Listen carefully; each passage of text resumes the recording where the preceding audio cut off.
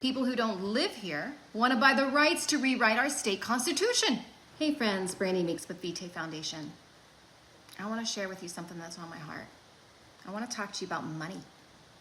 I think we can all agree that people don't part with it unless they have the motive to do so. And for some, it's because they want that shiny new car. Or maybe they want to help build that new homeless shelter. But what if I told you that here in my home state of Missouri, people who don't live here want to buy the rights to rewrite our state constitution? That would be alarming, right? Well, it's happening. It's always wise to follow the money. And in this case, I don't want you to be fooled. It's looking like we have an upcoming vote on abortion in Missouri and several other states around the country, including Nebraska and Florida, Nevada and Arizona, to name a few. And in our case in Missouri, this was not some kind of grassroots efforts of Missourians who just wanted to claim a right that they believe in. Make no mistake, this is a coordinated national effort.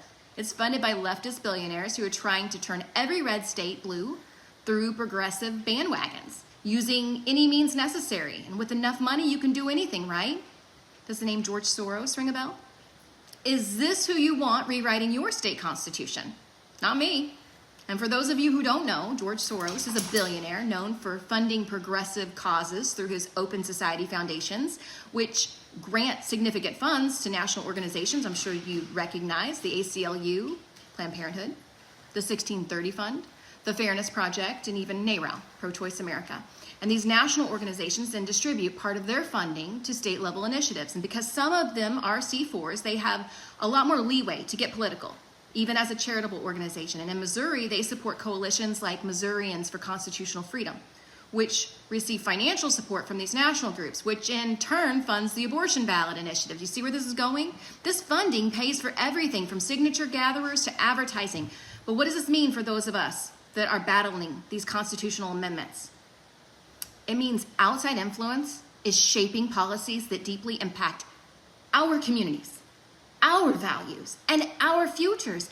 They even ship in signature gatherers that don't live in our states where this is happening. And oftentimes they don't even know the details about what they're gathering signatures for. They get paid extravagantly for their time and efforts as well. And think $20 an hour to stand on a sidewalk and solicit for signatures, plus a $5 bonus per signature. It's outrageous.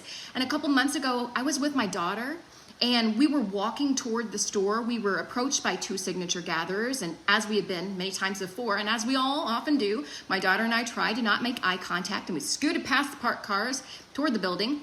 And one of the men said, "Would you like to sign our petition, ma'am?" And I said, "No, thank you." I thought it was over. Then he said, as I walked away, "It's about protecting women's rights." Whew. My ears perked up, eyes widened, and I whipped back around, ready for my moment. Admittedly, I was a little fiery. At that time, I'd just gotten back from the Supreme Court steps where I had been speaking and sharing about Vitae research, but also part of my own story about miscarriages that I had. All the while, abortion advocates are yelling, "Liar, liar, pants on fire." While I talked, yeah, it's super compassionate of them, right? The man said to me, "That will get you to turn around, won't it?" Little did he know who he was talking to. My daughter knew. She knew I was going in for battle, and she tried tugging my arm. She tried, and let me tell you, she's a wrestling state medalist. She's got a really good grip. And as I approached him, I had so many things running through my head. Over a dozen Vitae Foundation research studies and the findings, all of my trainings from Right to Life groups and different conferences I had been to. And when I spoke, I asked curiously and calmly, "Can you tell me about the petition? Can you tell me more about it?" And he proceeded to tell me about how this would give women their rights back in Missouri, and this would end the abortion ban in Missouri. And I asked him if he had read it, and he said he hadn't. So I said, "You want me to sign something you haven't even read?" And I shared that I live this day in and day out, and I believe this is a human rights issue because no one deserves to have more or less value placed on their lives because of any factor, including size and location, ethnicity, gender, or even ability. And the man who was talking so sharply to me said, "Ma'am, I don't want to hear your opinion." I didn't say it. In my mind, though, I'm thinking, so women should only share their opinions when you agree with them. Cool. And through this interaction, the second man hadn't said a word. But I could tell by the look on his face he was struck by what I had said. He was considering what he had heard. It looked as if he wanted to think about it. This is an example of how Vitae's research and messaging changes the culture. Our non-confrontational approach causes people to question what they've been told, do their own research, and then make a decision after they've been given time to think about it.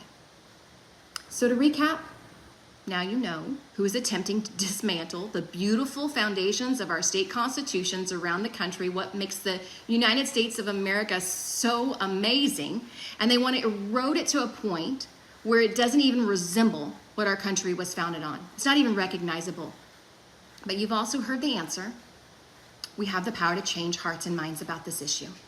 The question for you is, will you take action to say enough is enough from these outside interest groups before it's simply too late? Think about it.